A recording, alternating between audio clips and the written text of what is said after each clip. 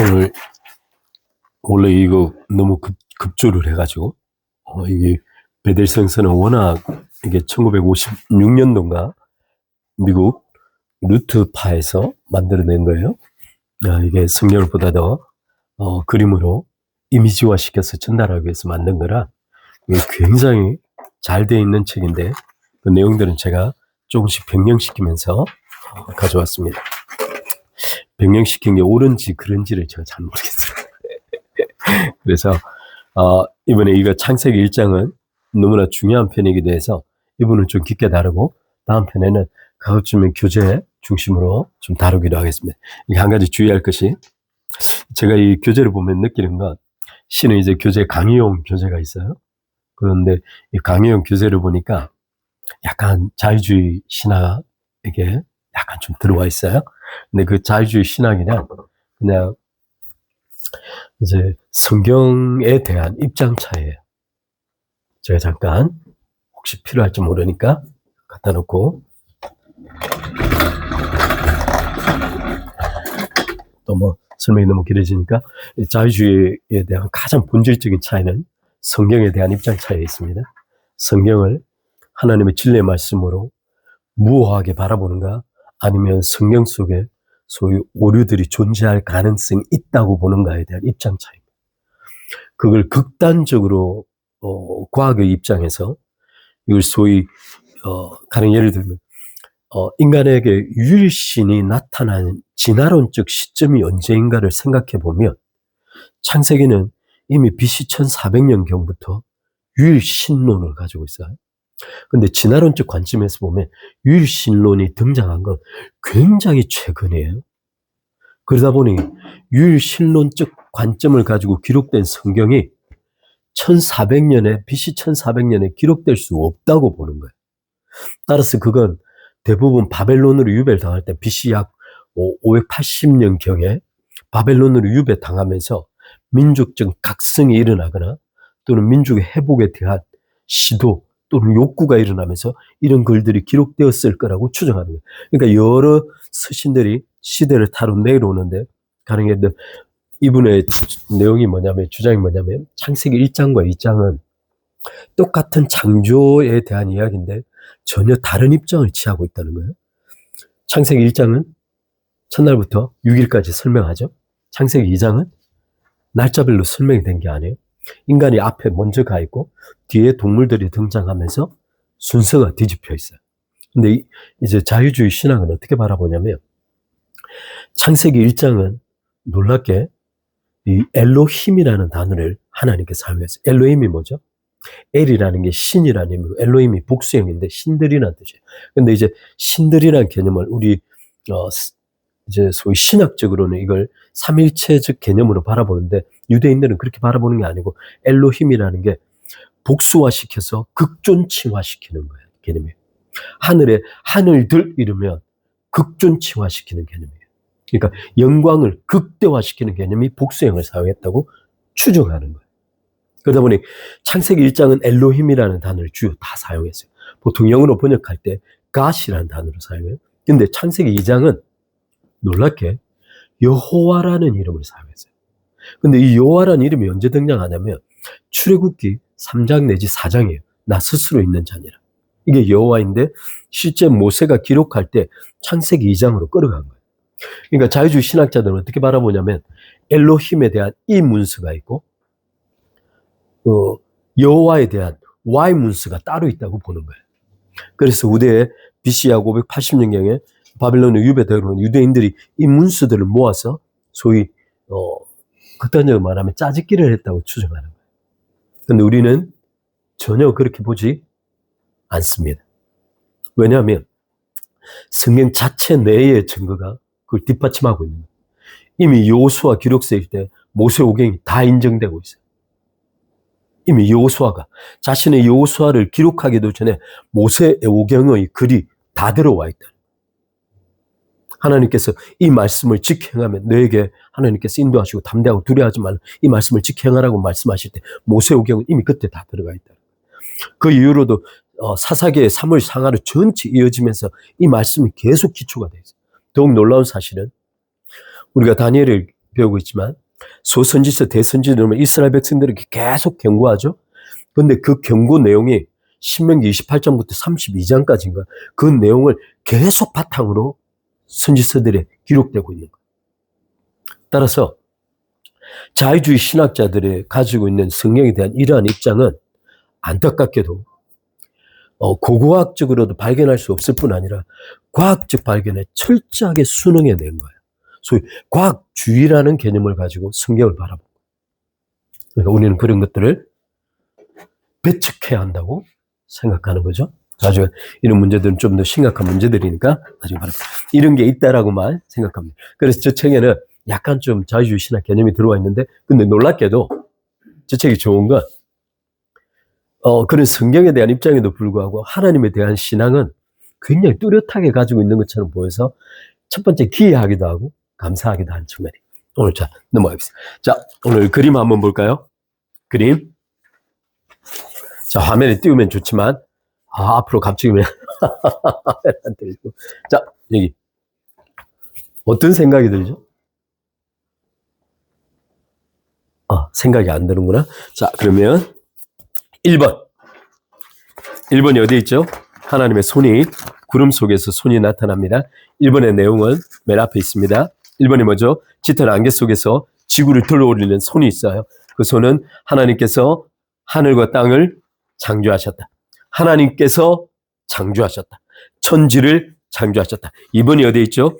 2번은 지구를 둘러싸고 있는데 후황이 그려져 있어요. 아마 나타나나 모르겠네. 제 거에는 나타나는데 지구 전체를 두르고 있는 후황인데 그 후황의 뜻은 무엇이냐면 하나님께서 만물을 선하게 창조하셨다.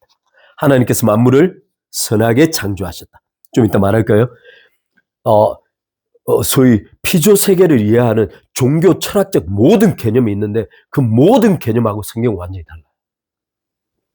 이번 해야죠. 이제 자, 그다음에 3번. 하나님께서 여기 오른손이 있고 왼손이 있는데 왼손을 내면서 손을 살짝 펼치셨는데 이것은 무엇을 뜻하냐면 하나님께서 지구를, 만물을 인간에게 선물로 주셨다는 거예요. 약간 좀 입장이 다르긴 한데 어찌됐든 만물을 인간에게 주셨다. 4번이 어디 있을까요? 4번이 깃발로 맨 위에 있죠. 4번의 뜻이 뭐라고요? 하나님은 자신을 피조물에게 연결시키신다. 다시 한번 하나님은 자신을 피조물에게 연결시킨다. 이게 굉장히 중요한 개념이에요. 오늘 이제 나중에 이제 철학적 개념을 좀 이해하면 이게 얼마나 중요한 개념인지 좀 이해할 겁니다. 좀 더 다루겠습니다. 5번은 뭐죠? 5번은 깃발이 내려오죠. 깃발은 무엇을 뜻할까요? 인간을 쭉 둘러싸고 있는데 그 뜻이 무엇이냐면 하나님께서 자신이 지으신 만물에 대한 소유권을 주장하신다. 만물은 하나님의 소유이다라는 선포가 깃발이에요. 그렇죠? 그리고 6번은 인간을 둘러싸고 있습니다. 인간도 역시 하나님의 소유이다. 그래서 7번 한번 볼까요? 7번에 글자가 새겨져 있죠. 인간의 몸에 가입되어 있는 하나님께서 지으시고 소유하신 인간은 이게 인간을 이렇게 둘러싸면서 소위 완전히 몸을 둘러싸죠. 인간에게 주신 자유가 제한적 자유이다. 인간에게 주신 자유는 제한적 자유이다. 8번 인간의 머리 뒤에 후광이 쫙 비치고 있습니다. 그럼 뭘 말할까요? 인간은 하나님의 형상대로 창조되었다. 그리고 인간은 창조의 꽃이다. 왼손에 9번 보시면 9번에 왕관을 손에 들고 있는데 이제 왼손에 왕관을 쥐고 있는 인간은 하나님의 형상대로 창조된 인간은 하나님의 창조의 왕관이다. 이건 이제 이렇게 볼 수도 있고 좀 다르게 볼 수도 있어요. 그건 나중에 좀 이따 다르게. 때문에 인간은 거주하는 땅에서 다음과 같은 네 가지의 기본적인 책임을 하나님 앞에 갖게 된다. 어떤 책임일까요? 첫 번째, 보석이 4개 있죠? 보이나요? 파란 보석 4개 있죠. 첫 번째 보석은 뭘까요? 하나님은 인간에게 땅에 충만하라고 부르셨다. 땅에 충만하도록. 첫 번째 보석은 충만입니다. 두 번째는 하나님께서 인간에게 땅을 정복하도록 부르셨다. 세 번째 보석은 땅을 경작하고 보존하도록 부르셨다. 보존하도록. 지난번에 아바와 샤워를 받는데 아바드라는 단어죠. 네 번째 보세요. 인간은 땅을 관리하도록 부름을 받았다입니다. 이게 실제 지금 왕관에 나타난 이게 네 가지 단어, 충만은 이해하고 정복도 이해하겠는데 경작과 보존 관리의 차이가 무엇인지 약간 개념적으로 뭐하죠? 나중에 좀 살펴보도록 하겠습니다. 따라서 이 그림은 이해하시겠죠? 자, 뒤에 설명을 제가 또 해놨는데 원래는 설명을 덮으시고 물어봐야 되는데 다시 한번 복습하겠습니다. 1번이 뭐라고요? 하나님께서 하늘과 땅을 창조하셨다. 2번은 지구의 후광은 뭐라고요? 선하게 창조하셨다. 3번 오른손에 손을 펼치고 있는 것 하나님께서 인간에게 지구를 선물로 주셨다. 4번 하늘에서 깃발이 내려져. 이건 뭐라고? 하나님께서 만물과 연결되기 원하신다. 5번 깃발이 내리면서 뭐가 쓰여 있죠? The earth is the Lord's 라고 이렇게 되어 있죠. 모든 지구는 모든 만물은 주님의 것이다. 하나님께서 자신을 창조하신 만물에 대하여 소유권을 주장하신다. 오너십이죠. 소유권을 주다. 6번은 뭐죠? 인간을 감싸고 있죠. 인간도 역시 하나님의 소유이다. 7번 하나님께서 지으시고 그의 소유인 인간은 어떤 범위에서? 제한된 범위에서만 자유를 누린다. 8번 하나님께서 땅과 모든 만물을 다 왜 반복되어 있네. 이건 잘못됐어요. 8번이 뭐죠? 인간은 후광에 비추다. 하나님의 형상대로 창조되었다. 이건 제가 컨트롤 C, 컨트롤 V를 하면서 잘못됐죠? 오케이.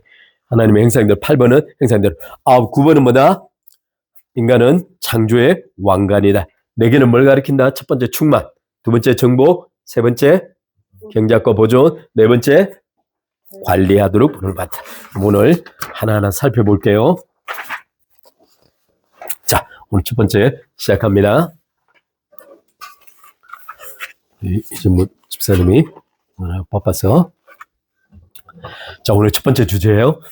이게 교재가 제가 만들면서 이제 저쪽 이제 원본 교재를 사용하면 설명을 좀 덧붙이거나 이래야 되는데 이게 제가 교재를 만들 때 설명을 전체적으로 해놨으니까 가급적이면 천천히 읽어가면서 같이 보도록 하겠습니다. 첫 번째 1번 하나님께서 왼손을 내밀어서 만드신 것 하나님은 하늘과 땅 모든 것을 창조하셨다입니다. 태초에 하나님이 천지를 창조하시니라. 이것은 성경이 시작되는 장엄한 주제입니다. 그죠? 태초에 하나님이 천지를 창조하시니라. 모든 창조는 창조주와 연결되어 있습니다. 말씀을 통해 세계가 생겨났고 우주는 계획과 목적 그리고 방향을 가지고 창조되었습니다. 다시 한번 여기 세 가지 밑줄 쳤으면 좋겠어요. 우주는 계획과 목적 그리고 방향을 가지고 창조되었습니다. 따라서 오늘날 현대 과학의 또는 현대 문명의 현대 문화의 가장 심각한 문제는 우주는 계획도 목적도 방향성도 없다는 겁니다. 따라서 하나님께서는 우주를 만드실 때 계획과 목적과 방향을 가지고 만드셨어요. 따라서 하나님께서 목적과 계획과 방향을 설정한 이상 하나님은 피조물에게 그 책임을 반드시 묻게 될 겁니다. 이제 아시죠? 이 자그마한 업적 뒤에는 공허와 아무것도 없는 속에서 질 수 있는 세계를 만들어내실 수 있는 전능하신 창조주 하나님께서 서 계신 겁니다. 로마서 1장 20절을 함께 읽어보겠습니다. 같이 읽겠습니다. 창세로부터 그의 보이지 아니하는 것들 곧 그의 영원하신 능력과 신성이 그 만드신 만물에 분명히 보여 알게 되나니 이러므로 저희가 핑계치 못할지니라. 창조된 피조 세계는 하나님에 관하여 두 가지 사실을 분명히 보여줍니다. 어떤 거죠? 9절에 첫 번째 하나님의 능력입니다. 두 번째 보이지 아니하시는 하나님의 신성은 뭐죠? God's attribute라고 하나님의 성품입니다. 따라서 모든 피조 세계는 하나님의 능력과 신성, 하나님의 성품을 그대로 보여줍니다. 이거 하나만의 주제로도 굉장히 많은 분량을 다룰 수 있어요.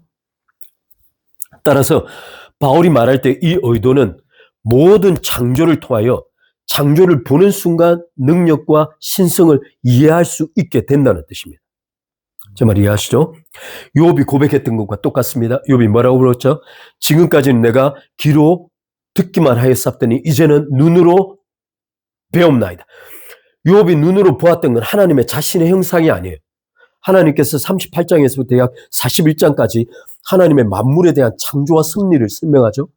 욥이 깨달았던 건 만물 속에 서며 있는 하나님의 능력과 하나님의 성품을 깨달았던 거예요.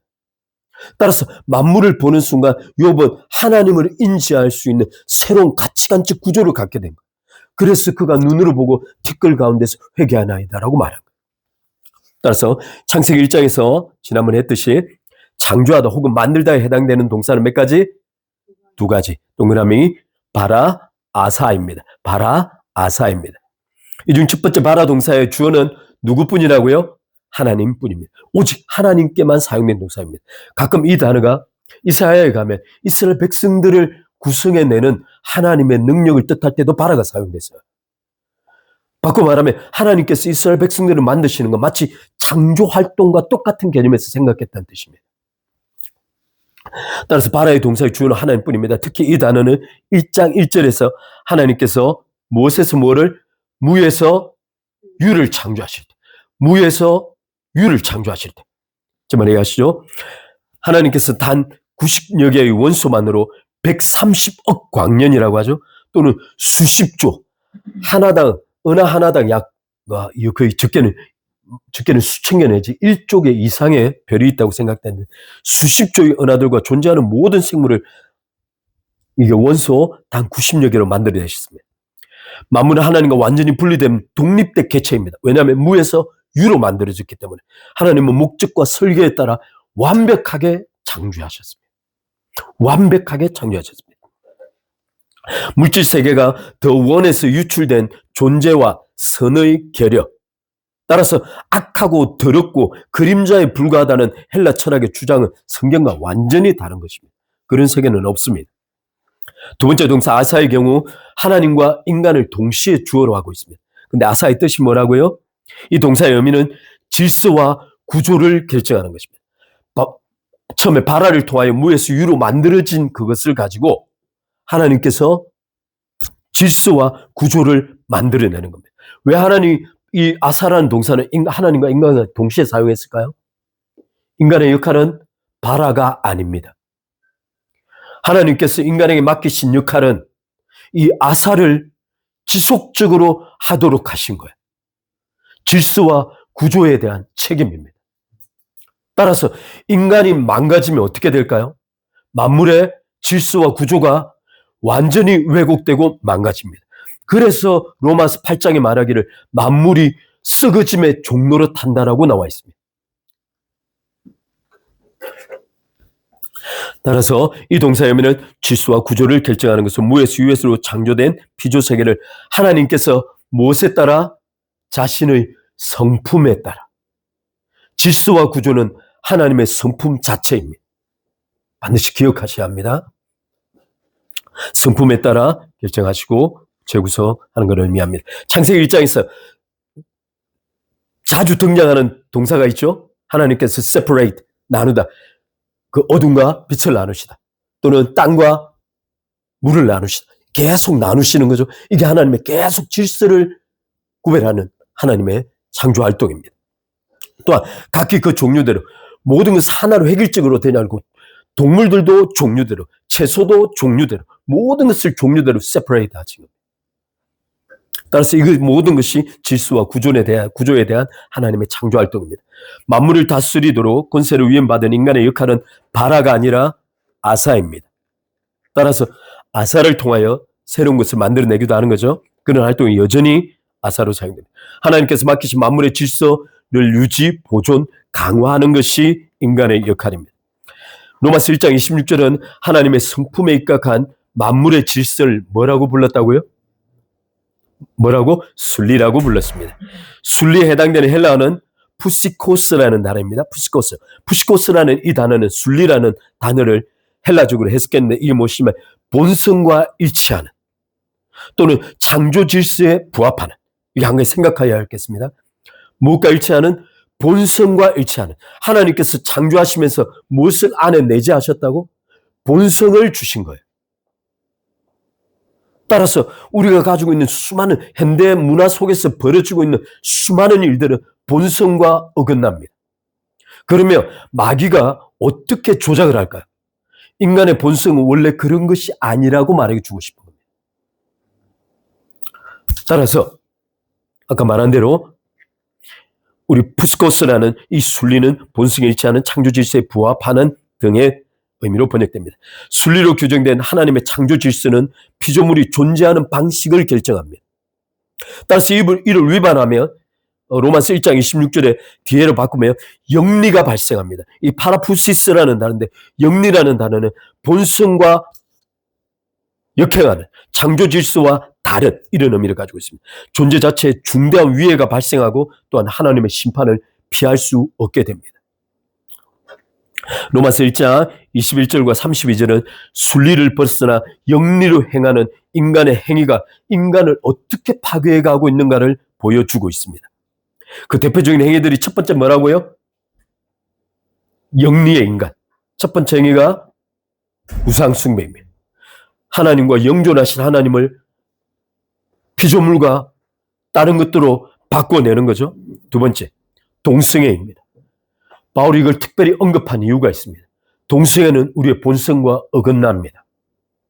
그런데 지금 이 동성애를 우리나라에서도 지금 합법화시키려고 하는 차별금지법이 지금 제정되려고 하죠. 한 가지 정치를 판단할 때 하나님의 순리에 입각해서 판단해야 합니다.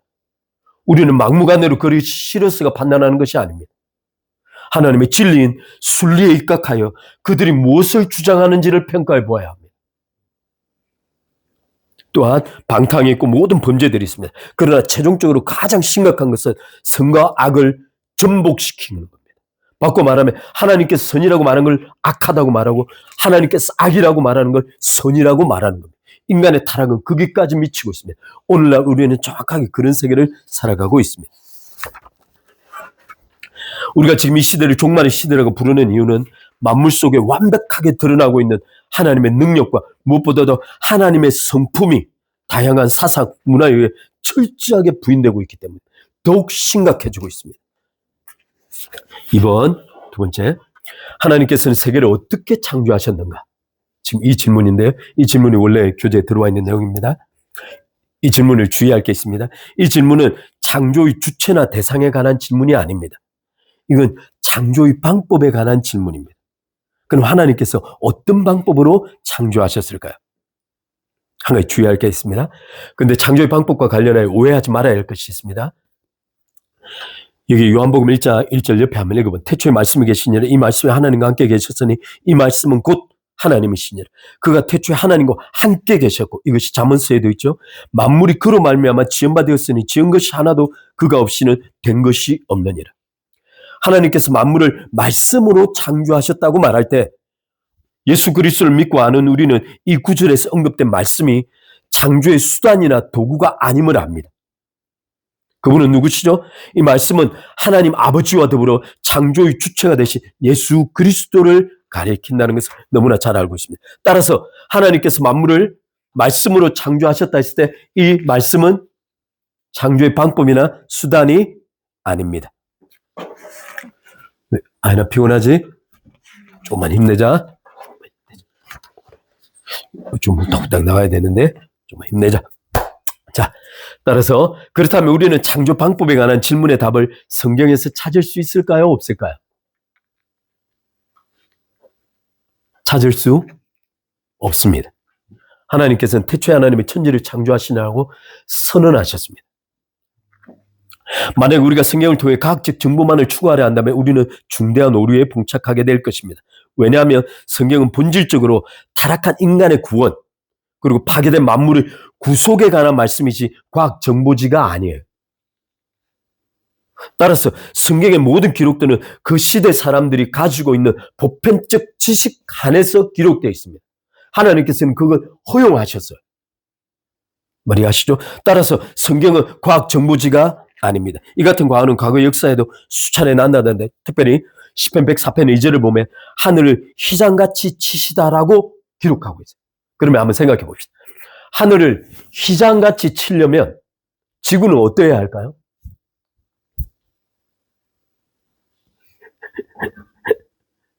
그래, 옛날에 이제 이스라엘 백성들은 유목민들이나 늘 천막을 치고 살았어요.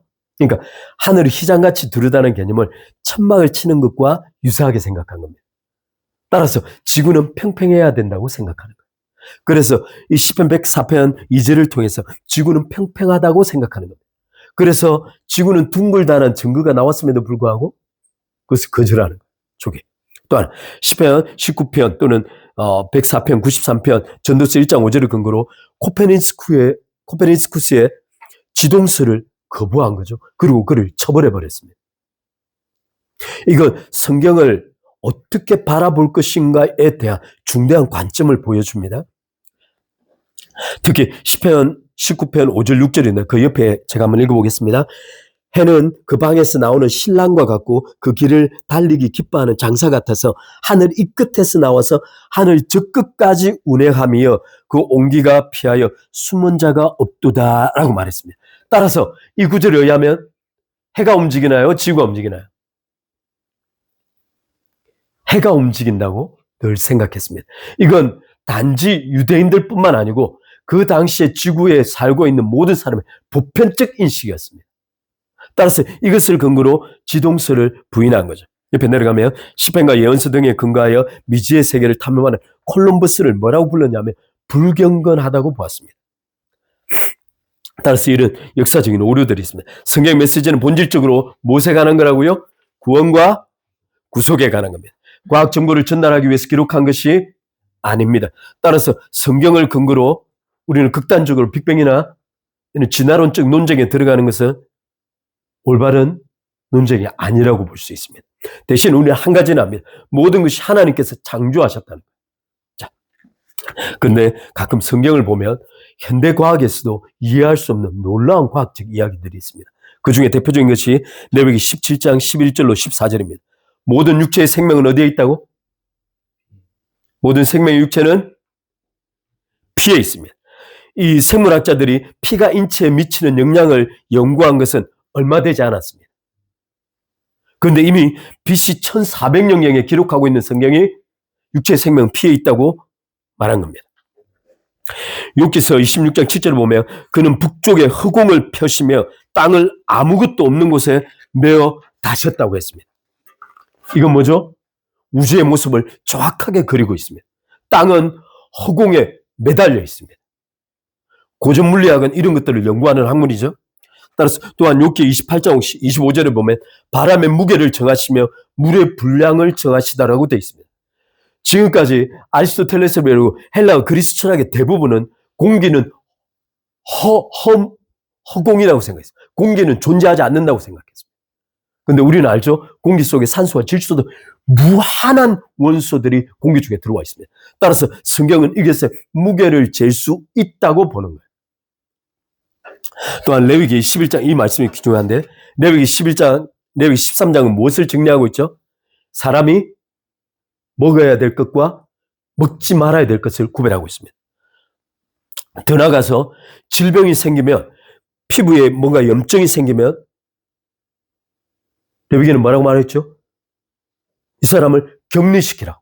심지어 이 피부병이 진도가 어떻게 되는지 제사장이 가서 끊임없이 확인하고 다시금 진단을 내려서 일주일 더 있을지 돌아와도 될지 돌아올 때는 어떻게 돌아와야 하는지 물로 씻고 제사를 드리 여러 과정을 거치도록 되어 있습니다. 따라서 유대인들은 기계적으로 이러한 과정을 거치고 있는 거예요. 그러다 보니 어떤 일이 벌어졌을까요? 14세기 흑사병이 벌어졌는데 유대인들은 피해가 적은 거예요. 왜냐하면 전염병으로부터 상당히 자유로웠으니까. 사람들이 생각하기를 이 유대인 때문에 생긴 질병이라고 생각하고 유대인들을 학살한 게 이 흑사병 사건입니다.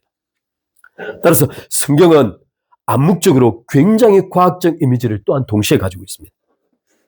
밑에 보면 뿐만 아니라 16세기의 종교개혁은 현대 과학이 발전할 수 있는 토대를 제공해 주었습니다. 지난번에 금요일날 말씀드렸듯이 종교개혁이 있기 이전에 자연은 어떻게 취급받았다고요? 헬라 철학에 입각하여 더럽고 악하고 성과 존재가 결여된 그림자에 불과하다고 보았기 때문에 심지어 자연을 자연 자체로 즐기지 못했던 거예요. 산행이 없었습니다. 자연을 그림 속에 그리지도 않았을 뿐 아니라 예술가 작품 속에 자연은 들어오지도 못했어요. 따라서 모든 작품은 대부분 성경에 대한 것으로만 한정되어 있었습니다. 그런데 종교개혁이 들었으면서 세 가지 주장을 했습니다. 첫 번째, 뭐죠? 인격적인 또는 합리적인 전능하신 하나님께서 어떤 존재를 창조하셨다? 합리적이고 인격적인 인간을 창조하셨다. 두 번째, 동일한 하나님께서 기계적이나 합리적 구조의 만물을 창조하셨다. 그러므로 합리적 존재, 인격적 존재인 인간은 합리적으로 창조된 만물을 지적으로 연구하고 밝혀내며 조사하는 것이 가능하다는 겁니다. 더더욱이나 종교개혁이 중요했던 이유는 이런 과학적 활동이 하나님께서 인간에게 주신 통치의 명령을 수행하기 위한 필수적 활동으로 보았다는 거예요. 그러므로 오늘 현대과학의 기본적 토대는 성경에 기반하고 있습니다. 그런데 이 성경이 계몽주의에서 현대과학으로 발전하면서 완전히 이데올로기화됩니다. 그리고 하나님을 배제하기 시작합니다. 자신의 뿌리를 쳐내는 겁니다. 자, 그럼 잠언서 한번 질문 보겠습니다. 잠언서 25장 2절 한번 볼까요? 잠언서 25장 2절 읽어볼까요? 이를 숨기는 것은 하나님의 영화요, 이를 살피는 것은 왕의 영화니라. 이 왕은 누구죠? 우리들입니다. 인간들입니다. 그렇다면 25장 2절은 과학에 대해서 무엇을 말해주고 있을까요? 너무 뜬금없는 질문이죠? 우리 이준모 집사님 어떻게 생각하십니까?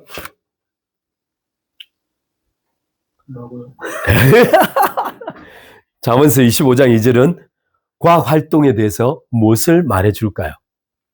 하나님의 찾으라는 증거를 밝히라는 거.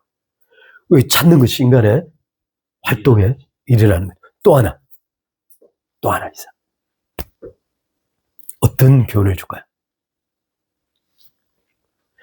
이 구절은 과학에 대한 한계를 딱 정해줍니다. 과학에 대한 한계를 딱 정해주는 거예요. 무엇을 벗어날 수 없다? 모든 과학은 하나님을 발견하는 데 초점이 맞춰져 있습니다. 따라서 하나님을 발견하지 못하는 그 과학은 이미 그 뿌리에서부터 왜곡되어 있는 거예요. 따라서 이 구절은 과학 활동이 가지고 있는 한계, 넘어서지 말아야 할 선을 그려주는 거예요. 이건 비단 과학만이 아니에요. 이건 문화활동 또는 우리가 살아가는 경제활동, 이 모든 영역들에 대하여 한계를 정하는 겁니다. 자, 오늘 2번이 뭐였죠? 2번은 지구의 후광이 그려져 있는 거죠. 그게 무슨 뜻이라고? 선하게 만드셨다. 오케이. 제가 한번 읽어드리겠습니다. 이 원래는 우리 옛날에 배들 승사할 때는 이렇게 테이블에 쭉 앉아가지고 목사님 여기 앉아 계시고 누가 한번 읽어보세요. 그럼 이제 오늘 그렇게 한번 할까요? 오늘은 제가 읽겠습니다. 우리가 살고 있는 세계는 창조주이신 하나님에 의해 뭐라고 도장이 찍혀 있다고요? 완벽한 우량품이라고 도장이 찍혀 있어요. 모든 견해와 다릅니다. 하나님께서 만드신 것 중 단 하나도 존재 자체로 나쁘거나 악한 것이 없습니다. 다시 한번 이 관념을 반드시 가지셔야 합니다. 존재 자체로 나쁜 거나 악한 것이 없습니다. 근데 헬라 철학은 존재 자체가 뭐라고 규정하죠? 악하다고. 따라서 헬라 철학에 기반했던 카톨릭이 어떤 입장을 갖게 되죠? 자연은 악하다는 입장을 갖는 겁니다. 그래서 물질 자체를 성과 속으로 구별해요. 성스럽고 속한 것을 구별해야 됩니다. 그러다 보니 자연은 속하고 더럽고 악하기에 자연을 철저하게 외면했던 거예요. 자, 창세기 3장 1장 31절 하나님이 그 지으신 모든 것을 보시기에 심히 좋았더라. 하나님의 뜻대로 창조된 겁니다. 하나님의 계획과 목적에 맞도록. 하지만 창세기 1장 31절에 모두가 동의하는 것은 아닙니다. 자, 좀 읽어볼게요. 불교는 물질 세계를 사라지는 흙우, 연기 같은 존재들로 규정했습니다. 불교 입장에서. 힌두교는 물질 세계를 비인격적 존재의 유출이라고 본 헬라 철학과 유사하죠. 그리고 끊임없이 순환한다고 보았습니다. 중국의 도교는 이름 붙일 수 없는 것은 알지 못하는 거죠. 어떤 존재인지 알지 못하나 거기에서 시작된 자연 발생, 그냥 그저 생긴 것이 물질 세계라고 보았습니다. 무엇보다도 성경에 입각한 기독교 가치관에 가장 치명적인 영향을 미친 것은 아까 말씀드린 대로 헬라 철학입니다. 위에서 언급한 것처럼 플라톤은 물질 세계를 어떻게 되어야 할?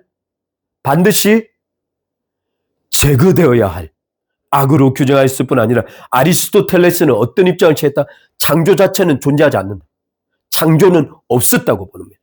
그에게 만물은 그저 시작도 끝도 없는 영원한 실체로 간주되었습니다. 이게 고전문학 아인슈타인의 입장과 똑같은 거예요. 과학과 모든 철학적 입장, 하나님과 완전히 상반됩니다.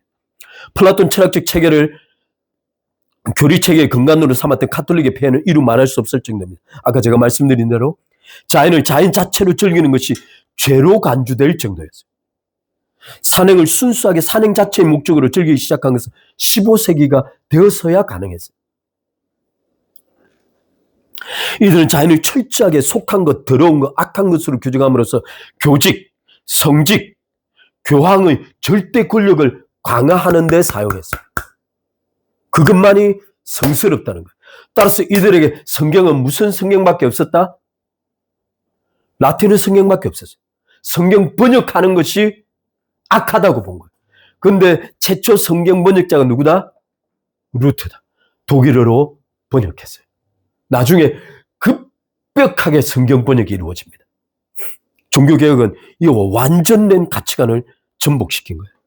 뿐만 아니라 오늘 현대 과학주의가 있습니다. 사이언티즘이라고 하는데 이게 지금 잠깐 제가 한번 볼까요? 원래 아까 말씀드린 대로 16세기 종교개혁은 소위 과학이 발전하도록 토대를 놓습니다. 이때 우리는 이걸 순수과학 또는 자연과학이라고 부릅니다. 물론 오늘 현대에서도 이 카테고리를 사용하긴 해요. 근데 이 순수과학, 자연과학이 어떻게 발전할까요? 계몽주의로 옮겨갑니다. 이 계몽주의의 개념, 원뜻은 어떠냐면 인간의 이성과 계시를 대립시켜 놓습니다. 그리고는 계시를 지우는 거예요. 그리고 이성에 의해서 세상을 어떻게 바라보냐면 철저하게 수리적으로 바라봅니다. 기하학적으로 바라봅니다. 따라서 하나님께서 세상을 만드시고 더 이상 하나님께 세상에 관여하지 아니하신다, 이런 이신론이 바로 조금 이따 말씀드리겠지만 이 계몽주의에서 나옵니다. 이 계몽주의가 발전한 것이 오늘 현대과학입니다. 이것은 더 이상 하나님께서 관여하시지 않는다는 수준이 아니라 하나님을 아예 제거시켜 놓습니다. 따라서 오늘 과학자들에게 창조를 말하면 비웃음을 받습니다. 오늘 유튜브를 양자역학 들어가시면 더더욱이나 수많은 이론들이 나오죠. 거기서 하나님을 말하는 순간 비웃음을 받습니다. 이것이 과연 하나님이 없어서 그럴까요? 아니요. 제가 나중에 말씀드립니다. 그들 속에 있는 철저한 반역적 태도 때문입니다. 자, 따라서 우리는 좀 기억해 두시죠. 자, 순수과학에서 계몽주의로, 계몽주의에서 현대과학으로 넘어갔습니다. 따라서 과학주의라는 뜻이 무엇이냐면, 과학주의가 주의라는 이 개념을 갖게 되면 이즘이라는, 영어로 이즘으로 번역되죠. 이즘은 소위 이데올로기입니다. 이데올로기의 뜻이 뭐죠? 이데올로기의 뜻이 뭐냐면 세상을 해석하는 단 하나의 방법을 뜻합니다. 그래서 사회주의는 이데올로기입니다. 세상을 유물론적 관념에서만 이해합니다. 그죠? 따라서 수많은 자본주의 이데올로기, 여러 이데올로기들이 존재하는데 이 이데올로기는 세상을 해석하는 단 하나의 이론으로 간주합니다. 따라서 성경 외에 자신을 이데올로기화 시키는 것 모두가 다 성경에 반합니다. 그건 거짓이에요. 따라서 과학이 과학주의가 되는 순간 이미 이데올로기화 된 겁니다. 따라서 이들의 주장은 뭐냐면 자연과학적 방법만이 뭐라고? 과학적 방법만이 진리에 접근할 수 있는 유일한 방법이라고 보는 거예요. 따라서 성경, 신학, 철학, 형이상학 등 지식이 아니거나 열등한 사상체계라고 보는 겁니다. 의도적으로 이렇게 만들어 왔어요. 그래서 성경을 이야기하는 사람 비웃어버립니다. 그 이면 속에 제가 죄송한데 악마적인 악의가 들어가 있습니다.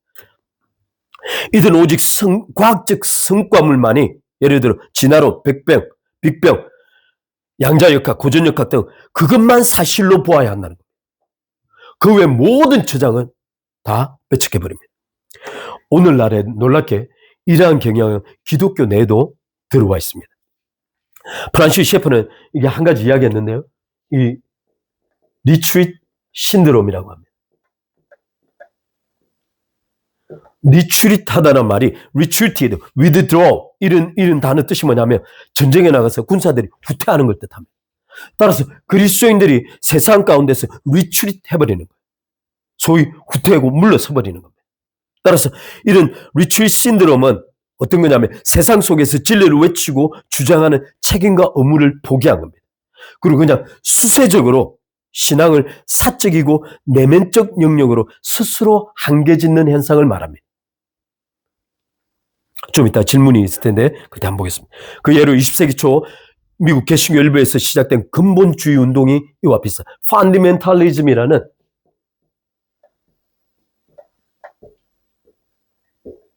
펀더멘탈리즘이라는 이 단어가 근본으로 돌아가다 근본을 회귀하다. 이 근본주의에 대한 개념. 이 근본주의의 핵심은 어디에서 나왔냐면 바로 계몽주의가 현대과학으로 바뀌면서 소위 과학주의가 딱 들어서는 순간 성경에 대한 무엇을 어떻게 보호할 것인가를 고민했어요. 그 당시에는 소위 창조과학적인 개념이 없었습니다. 그러다 보니 과학이 급격하게 사회를 휩쓸고 지나가자 이 소위 기독교 일부에서 그렇다면 우리는 반과학, 반문화, 반사회, 우리는 지킬 것을 지키겠다고 하는 운동이 펀더멘탈리즘입니다. 여기에 5가지 주장, 성경모호에서부터 마리아 동정녀 탄생 5가지 주장인데 이 놀랍게 이 펀더멘탈리즘이 주장한 5가지가 오늘 개혁주의 교회의 5가지 기초 진리, 절대 타협할 수 없는 진리입니다. 우리는 지금 비판하고 있으나 어떤 의미에서는 그 당시에는 이럴 수밖에 없을 만큼 급박했습니다. 하나님께서 창조하신 모든 만물은 선합니다. 그러나 피조물이 자신의 주어진 자리를 벗어나 스스로 자기 존재 방식을 결정하려는 순간 자멸이 찾아옵니다. 따라서 오늘 현대 사회를 종말과 가장 가깝다고 하는 이유는 뭐죠? 오늘 현대 사상이 하나님과 가장 멀리 떨어져 있기 때문에 극단적으로 거부하기 때문입니다. 그럼 질문이 있습니다. 인간의 성은 선한가요? 답변이 당연히 나겠죠? 인간의 성은 선합니다. 그것은 하나님께서 인간에게 충만을 요구하실 때 여러분 한 가지 생각해 보죠. 하나님의 형상으로 지음받았죠?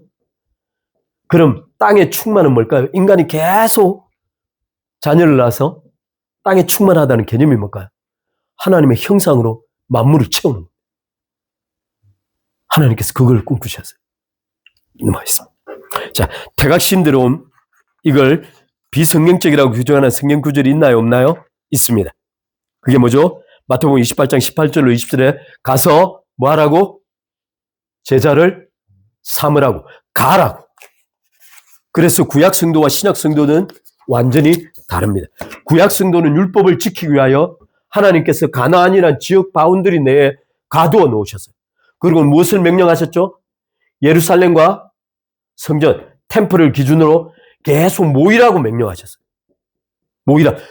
절기 크게 3번 정도의 절기에 반드시 다 올라오라는 거예요. 남자들. 그래서 주변 나라들이 이 절기만 되면 이스라엘 쳐들어가려고 생각했어요. 왜냐하면 다 모이니까. 따라서 구약 성경의 핵심은 율법을 지키기 위하여 이방인들로부터 자기를 분리하는 것을 목적 삼았습니다. 그런데 신약은 어떻죠? 이미 우리는 거룩하여졌습니다. 템플은 성전은 다 파괴되었어요. 왜냐하면 그리스도께서 성전이고 그 성전이 우리 안에 들어와 있기 때문에. 따라서 우리는 세상 가운데로 가도록 보냄을 받았습니다. 왜냐하면 하나님의 템플이 가는 거예요. 우리가 가면 하나님의 성전이 같이 가는 겁니다. 여러분, 마태복음 5장에서 7장 산상수훈이 딱 끝나자마자 8장에서 누가 오죠? 8장에 맨 처음 등장하는 사람이 누구죠? 성경을 읽으셔야 합니다. 7장 말씀을 딱 산상수훈을 다 듣고 문둥병자가 오죠? 문둥병자는 무엇을 뜻하죠?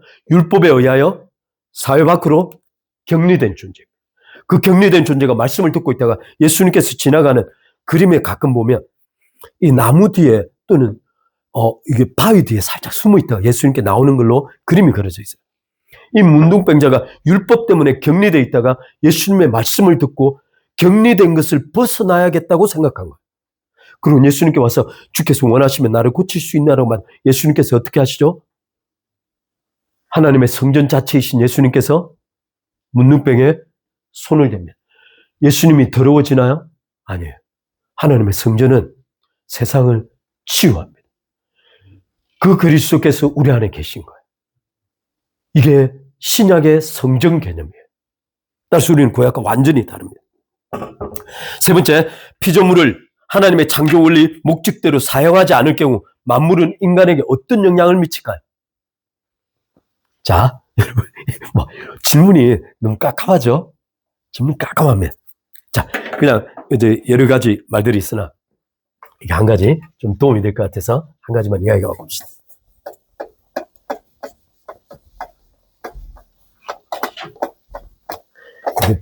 여러분, 구약에서 땅은 누구 소유죠?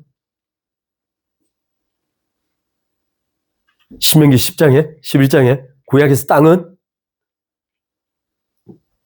하나님의 소유입니다. 특별히 가나안 지역을 하나님께서 365일 눈으로 감찰하고 지키시고 살피신다고 말씀하셨어요. 하나님께서 이 가나안 땅을 12지파들에게 나누어 분배하셨습니다. 따라서 이스라엘 백성들의 관념 속에는 이 땅은 내게 아니다는 거예요. 그래서 어떤 규정이 지어졌죠? 땅을 영원히 팔 수 없습니다. 이스라엘 백성들은 땅을 우리처럼 사고 판다는 개념이 없는 거예요. 그들은 생각하기를 매년 희년이죠. 50년마다 내가 돈이 절대 없어서 1년부터 50년까지 계산해가지고 이 정도에서 돈이 없어서 제 땅을 누구에게 넘기고 빌려요. 그러면 그 가치 측정을 할 때 여기에 대한 가치 측정이 아니고 이만큼 남은 것에 대한 가치 측정을 합니다. 왜냐하면 이때 다 돌려주어야 하거든. 따라서 소유로서의 거래가 아니고 이걸 계산해가지고 너 앞으로 10년밖에 50년인데 10년밖에 안 나. 10년 뒤에 네 다시 다 가져가니까 10년에 대한 가치만 너한테 빌려줄게. 이렇게 되는 거예요. 이스라엘 백성들은 따라서 땅에 대한 개념을 가질 때 이건 나의 소유가 아니고 잠깐 맡은 거예요. 따라서 이스라엘 백성들은 어떤 하나님께서 늘 말씀하시되 너 이름을 지워버리겠다라고 말하는 것이 굉장히 큰 저주였어요. 왜냐하면 땅의 분배에서 자격을 상실하는 거예요. 하나님의 유업에서 이름을 상실하는 거예요. 그것이 가장 큰 저주였습니다. 따라서 죄는 어떻게 간주됐을까요?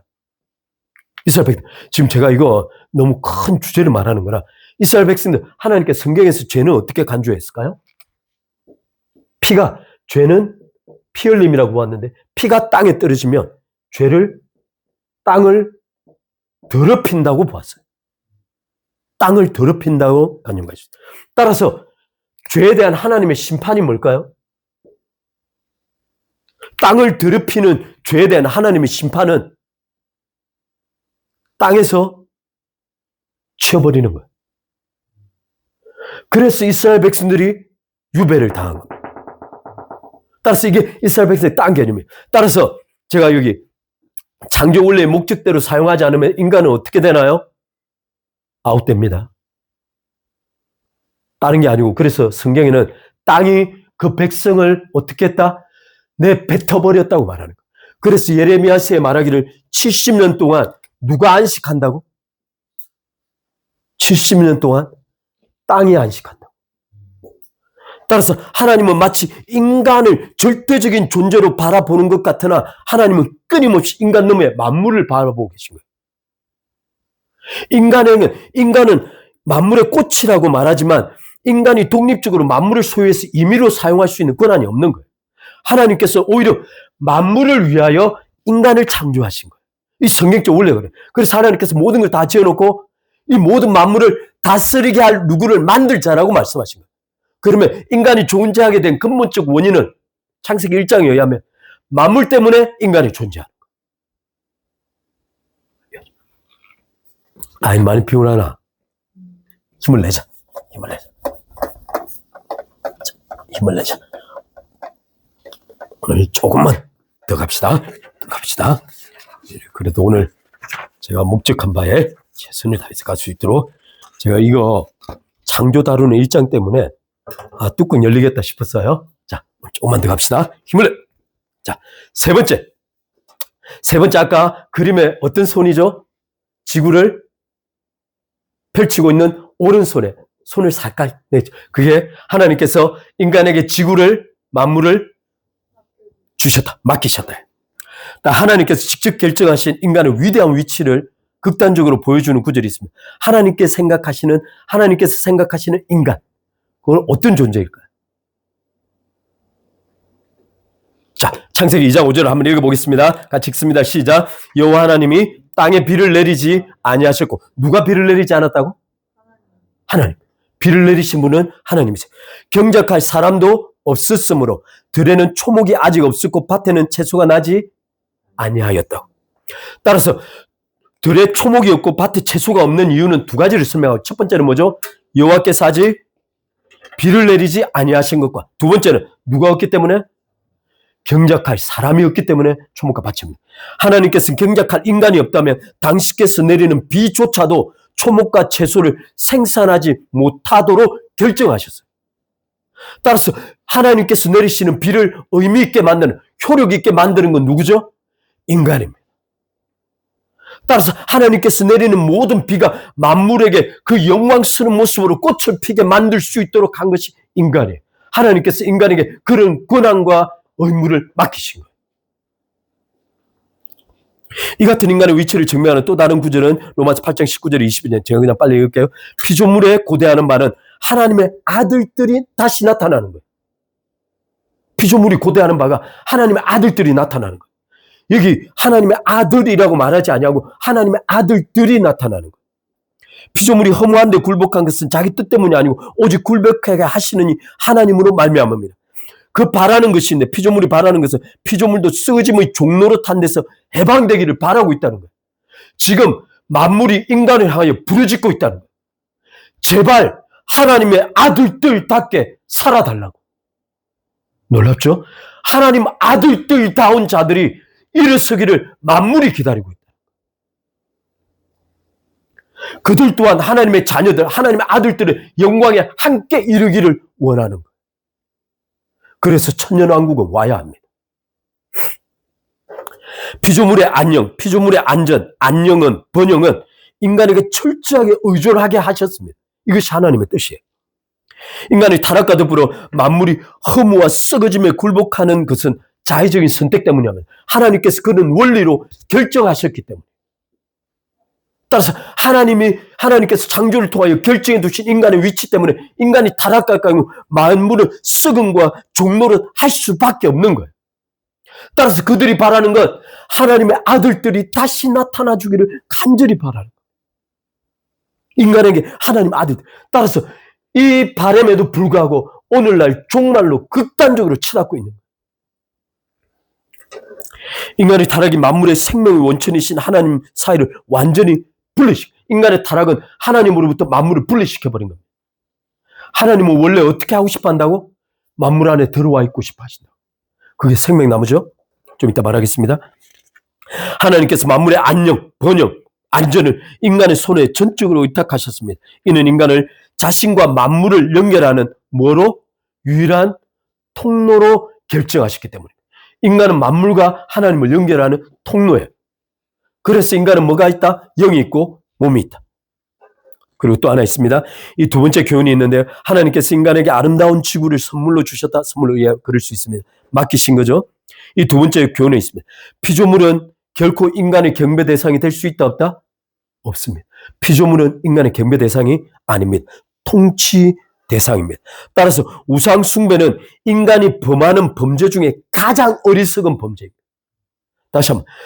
우상 숭배는 인간이 범하는 범죄 중에 가장 어리석은 범죄입니다. 하나님께서 자신에게 철저하게 맡겨놓은 것을 대상으로 절하며 섬기고 복을 달라고 외치고 있는 거예요. 하나님께서 그래서 성경 무수한 영역에서 우상 숭배를 비웃은 거예요. 어리석은 인간들아, 너희가 장작을 패와서 장작의 일부는 불 떼서 고기 먹고 그 장작으로 우상을 만들어서 그 앞에 절하니 이것이 과연 합리적이냐는 거예요.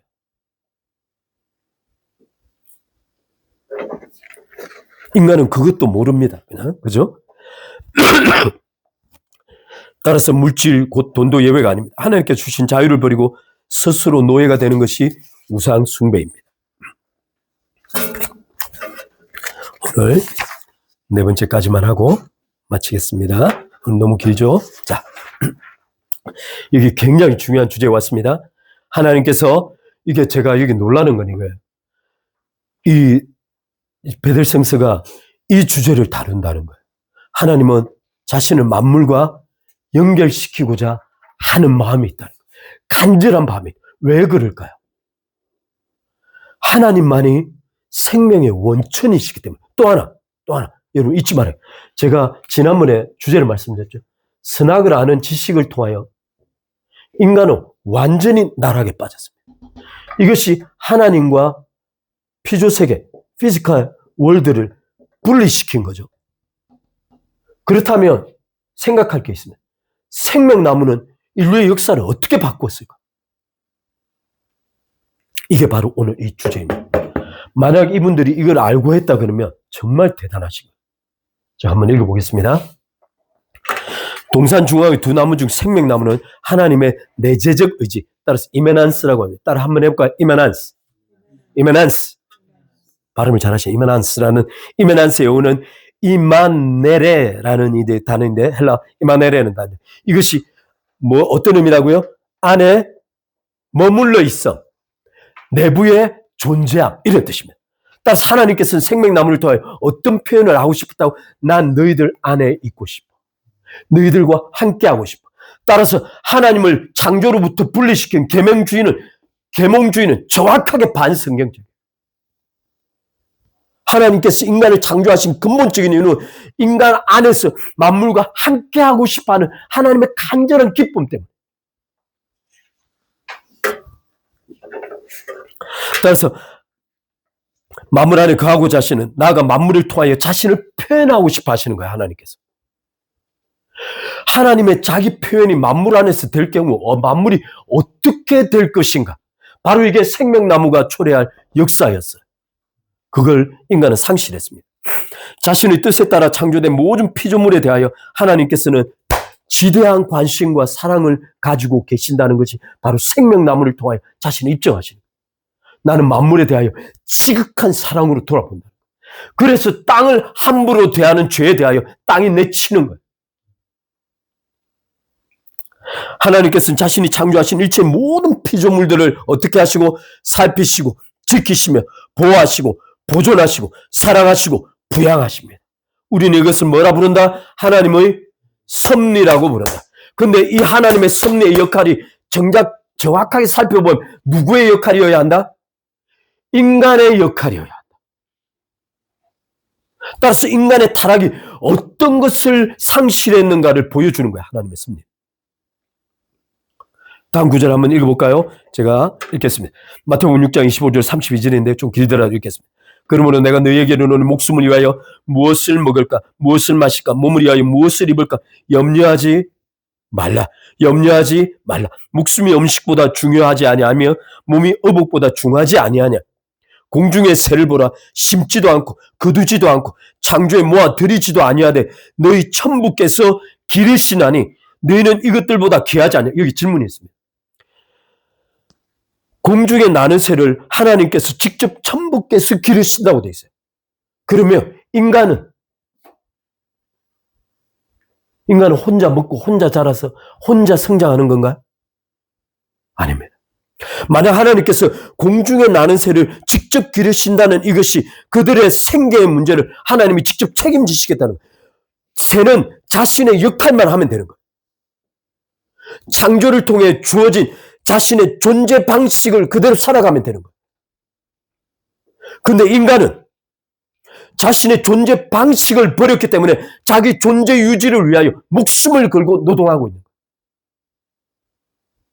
그런데 만약 그 존재 방식을 회복하면 어떻게 될까요? 그다음부터 하나님께서 책임지시겠다. 예수님께서 이 말씀을 하신 이유는 인간이 자신의 존재 방식을 회복하면 인간의 역할과 하나님의 역할이 다르다는 거예요. 하나님의 역할은 존재 방식을 회복한 인간을 보호하고 보존하고 뒷받침하고 인도하고 공급하는 역할이에요. 그러면 존재 방식을 회복한 인간은 만물을 다스리는 역할을 하는 거예요.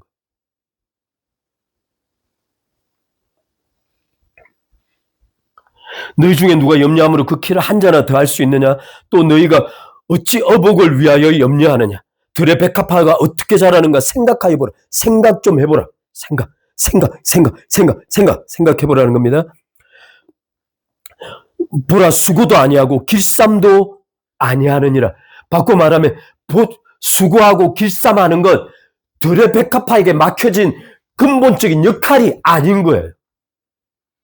공중에 나는 새가 심지도 않고 거두지 않고 창고에 모아들이지 않고 심는 것과 거두는 것과 창고에 모아들이는 일은 새가 모르는 일이에요.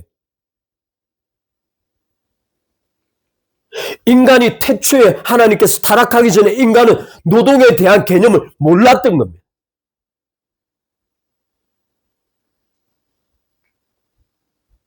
저 말이야죠. 만물을 바라보면 하나님께서 인간을 어떻게 창조하셨는가를 유추할 수 있게 된다. 따라서 지금 인간이 하고 있는 노동과 생계와 염려와 모든 것들은 하나님께서 애초 창조하신 원리가 아니라는 거예요. 그러나 내가 너희에게 말하는 솔로몬의 모든 영광으로도 입은 것이 있고 하나만 갖지 못하여 생계가 아무리 훌륭하고 엄청나더라도 솔로몬이 한 달에 벌어들이는 세수만 660 금달란트였어요. 금 하나를 약 6억으로 생각하면 이것만 해도 6630, 약 4조라는 그 당시 천문학적 개념을 1년에 그냥 앉아서 벌었어요. 그런데 그 솔로몬이 모든 자기 돈을 다 써서 입은 옷이 들의 백합화보다 못하다는 거예요. 인간이 어떻게 타락했는가를 보여주는 거예요. 인간의 비극을 보여주는 거예요. 하나님의 창조의 왕관인 인간이 어떻게 비극을 맞이했는가를 보여주거든요. 근데 예수님께서 뭐라고 말씀하시죠? 존재 방식으로 돌아가라. 돌아가면 그때부터 하나님이 개입하시는 걸 볼 거라는 거예요. 공중의 새를 돌보듯 들에 핀 백합화를 돌보듯 솔로몬이 그토록 하나님을 버리고 이방 여신들을 우상들을 섬겼음에도 불구하고 그 옷으로 전체만 들의 백합화 한가보다 못하다는 거예요. 지금부터 너를 솔로몬보다 더한 곳으로 인도하겠다. 그게 부에 대한 개념이 아닌 존재 목적을 상실한 인간의 존재 방식을 회복하는 거예요. 제가 좀 설명이 길어 죄송합니다. 오늘 이따 내일 아궁이에 던지우는 돌풀도 하나님이 이렇게 입히시거든. 그게 하나님의 섭리 방식이에요. 하물며 너희일까 보냐 믿음이 적은 자들아 그러므로 염려하여 이르기를 무엇을 먹을까 무엇을 마실까 무엇을 입을까 하지 말라. 이는 다 이방인들 하나님을 부인하는 자들이 구하는 것이라. 너희 천부께서 이 모든 것이 너에게 있어야 할 줄을 이미 아시느니라. 할렐루야. 이 말씀을 읽고 어떤 느낌이 드나요? 잘못 살았다. 우리 기도를 달리합시다. 기도를 달리합시다. 생계에 대한 문제 포커스보다 하나님께서 우리에게 주신 존재 방식에 대한 포커스를 맞추는 것이 우리 합당한 기도겠죠. 들에 핀 백합화처럼 누구의 눈에 띄지 않습니다. 그거 어디에 있는지도 모릅니다. 오늘 이따가 내일 아궁이에 불쏘시개로 던지우는 불특정 대상을 향한 겁니다. 이 들에 핀 백합화라고 하나님께서 명명하신 건 불특정 대상입니다. 인간의 눈을 벗어나 있는 거예요. 따라서 인간의 눈을 벗어났을 때 우리의 인간의 인식은 그것은 의미 없다고 말합니다. 그 의미 없다는 불특정 대상을 향한 하나님의 완벽하고 완전한 섭리는 그 택하신 자들에 대한 하나님의 비교할 수 없는 사랑과 공급에 대한 증거입니다. 증거입니다. 이건 비유나 교훈이 아니고 증거라는 거예요. 예수님께서 말씀하시길. 하물매라는 단어는 택하신 자들의 염려가 얼마나 부질없는 것인가를 보여준다. 우리 정말 이제 지금 조세프 프린스 책을 읽고 있죠. 조세프 프린스 논조가 이거예요. 종말을 살아가는 우리에게 염려가 합당한가?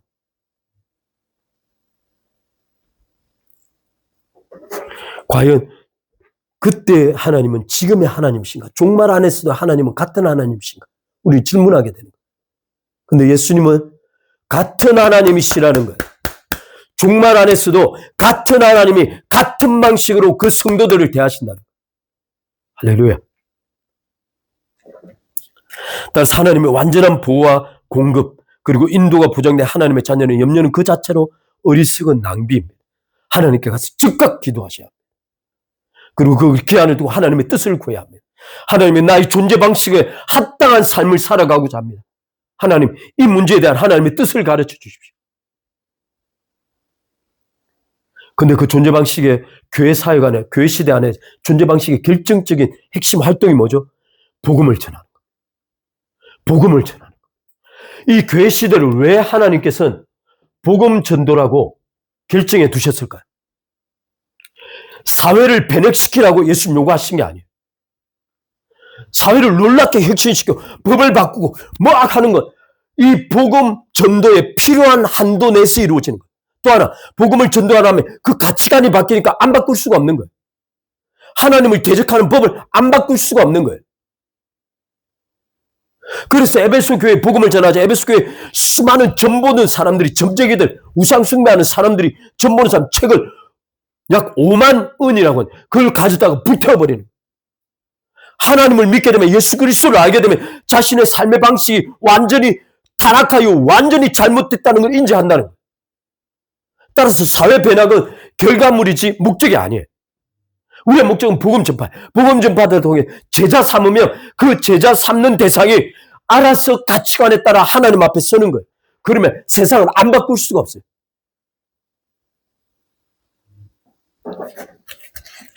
신명기 1장 31절로 33절에 모세는 광야를 뭐라고 표현했냐면, 여기 보시면 여러분, 여기 애굽이 이렇게 있고 여기 시나이 반도가 있고 이렇게 생겼죠. 이 애굽 전체도 약 90%가 광야예요. 빨간 광야. 태양이 뜨면 땅이 막 벌벌벌벌 끓어오르는 만큼의 광야. 근데 이 지역 대부분이 광야예요. 풀 한 포기가 자라지 않아요. 낮에 손을 대면 손이 딜 정도예요. 근데 그곳을 몇 년 동안 38년 내지 40년을 이곳을 돌아다니. 이곳만. 이 좁은 지역을 40년을 돌아다닌 거예요. 몇 킬로를 돌았는지도 모르겠어요. 그래서 모세가 뭐라고 말하냐면, 이 광야를 바라보면서 terrible, 끔찍하다는 거예요. trouble, 고통스럽고 끔찍하고 dreadful, 무섭다는 거예요. 그 광야를 무려 38년 동안 돌아다녔어요. 여러분, 한 가지 기억해야 되겠죠. 이스라엘 백성들이 광야로 쫓겨난 이유가 뭐죠? 가데스 바야에서요? 나 안 들어가. 불순종, disobedience, 불순종 때문에 하나님의 심판을 받고 40일 동안 염탐했으니 40년을 돌라는 거예요. 따라서 하나님의 심판이 이루어지고 있는 장소예요. 광야가. 근데 그 안에 누가 들어가신다고? 하나님이 함께 심판의 자리 속으로 하나님이 함께 들어오셔서 이스라엘 백성들과 심판의 자리를 함께 돌아다니시는 거예요. 그러면서 뭐라고 말하냐? 신명기 31장 33절. 광야에서도 너희가 당하였거니와 사람이 누구를? 자기 아들을 아는 같이 너희 하나님 여호와께서 너희의 행로 중에 너희를 아느사 이곳까지 이르게 하셨느니라. 모세는 이 사실을 아는 거예요. 영적인 눈으로 하나님의 존재와 끊임없이 하나님과 대화하고 장막 속에서 하나님의 지성소 안에 있었던 모세는 하나님께서 이 상황 속에서 어떻게 심판 속에 들어와 계신지를 모세는 아는 거예요.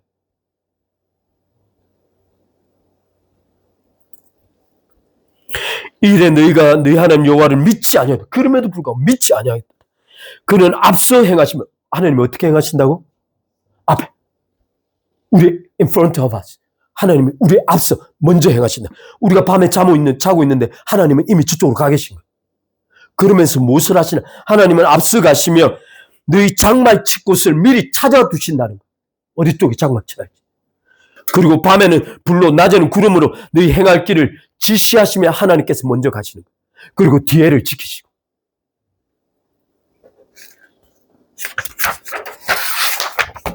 따라서 우리가 밟는 모든 땅은 누가 먼저 밟은 땅이죠? 하나님께. 우리가 경험하고 있는 모든 환경은 하나님께서 먼저 가 계셨던 환경인 거예요. 따라서 이 불순종은 광야라는 무의미한 악순환을 만들어내는 것 같아요. 그러나 놀랍게 이 심판 과정을 통하여 하나님께서 이스라엘 백성들에게 교훈한 것이 있어요. 그게 뭐죠? 만나요. 사람이 떡으로만 살 것이 아니요 하나님의 입으로부터 나오는 모든 말씀으로 살 것이냐. 40년 동안 이스라엘 백성들에게 그것을 가르친 거예요. 그랬더니 이 40년 동안 지난번 세대가 다 죽고 20세 이하 어린 아이들의 세대가 자라서 딱 나오는데 여리고성을 들어가. 그리고 7바퀴 돌아. 그러니까 아무도 이의 제기를 하지 않는 거예요. 40년 동안 하나님의 말씀이 어떻게 행한지를 보았으니 여리고성을 들어가 칼로 창으로 사다리로 올라가서 정복하지 않으며 단지 돌라는 거예요. 하루에 한 바퀴씩. 그리고 마지막에 안식일날 7바퀴 돌라는 거예요. 이것에 대하여 이의 제기를 하지 않는 거예요. 제가 인생을 참 어리석게 살았다는 게 이런 거예요. 이걸 수도 없이 말하면서도 원래도 이해 못하는 거예요. 우리 오늘 좀 이따 기도에는 이런 기도가 돼요. 우리가 밟는 땅, 우리가 경험하고 있는 모든 환경은 모두 예외 없이 하나님께서 미리 가서 확인하고 결정하신 환경이고 땅인 거예요. 하나님께서 우리가 다다라야 할 목적지를 미리 정하신 거예요. 미리 정하신 거예요. 그 과정 속에서 우리의 필요를 아시고 예비하시는 거예요. 이유는 그분이 누구이기 때문에 하나님의 창조주시는 우리 아버지, 창조자는 우리 아버지. 하나님의 허락 없인 우리의 머리카락 하나조차 땅에 떨어지지 않아요. 옆에 누가복음 1장 16절, 26절 읽어볼까요? 12장 6절. 참새 5마리가 아싸리온 둘에 팔리는 것이 아니냐. 그러나 하나님 앞에는 그 하나도 잊어버린 바 되지 아니하는도다. 너에게는 오히려 머리털까지 다 세신 바 되었나니 두려워 말라. 너는 많은 참새보다 귀하니라. 아싸리온이 얼마일까요? 굉장히 작겠죠?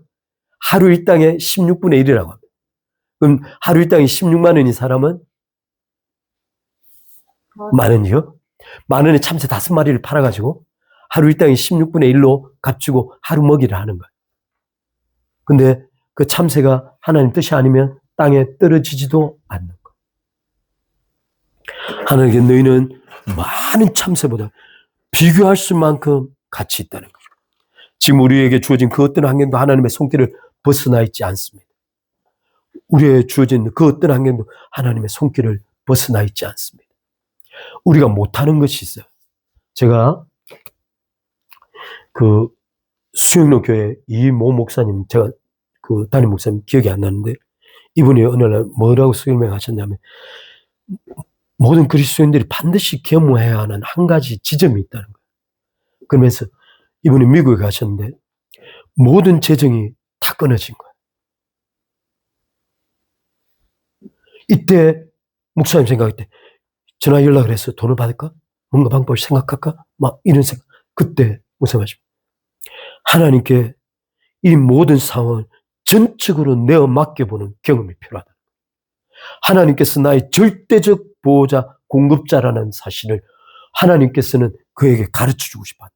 내가 너의 공급자야. 내가 너를 보호하는 자. 하나님께서 그것을 찾는지를 보자 하시는 거예요. 이것은 죽기를 각오하는 겁니다. 그다음 하나님 공부하지 않으면 죽을게요. 이것이 사드락 메삭 아벳느고가 보여준 정확한 모습. 하나님께서 즉각 개입하십니다. 아니면 그리 아니하실지라도 우리는 우상을 섬길 수 없습니다. 하나님을 사랑할 겁니다. 라고 고백하는 이 하나의 과정을 넘어서야 한다는 거예요. 질문들이 있습니다.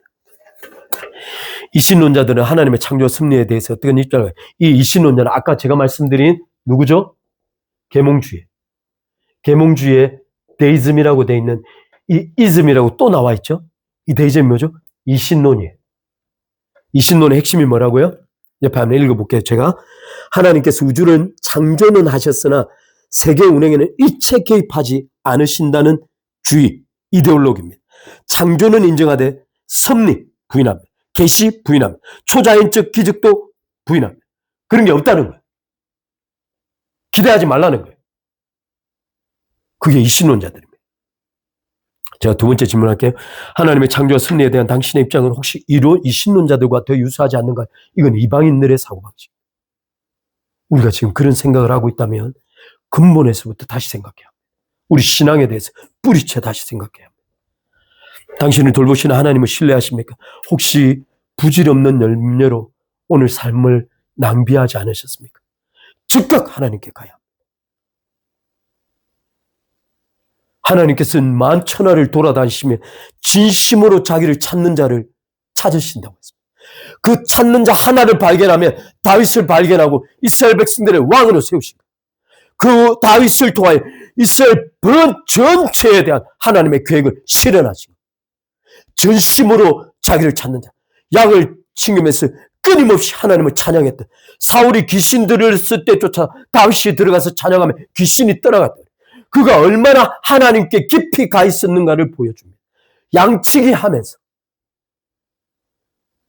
하나님은 그 사람을 지금 만유를 보시는 하나님께서 그 사람을 바라보고 계시고, 너가 정말 나를 찾는 자면 너를 들어서 나를 나타내겠나.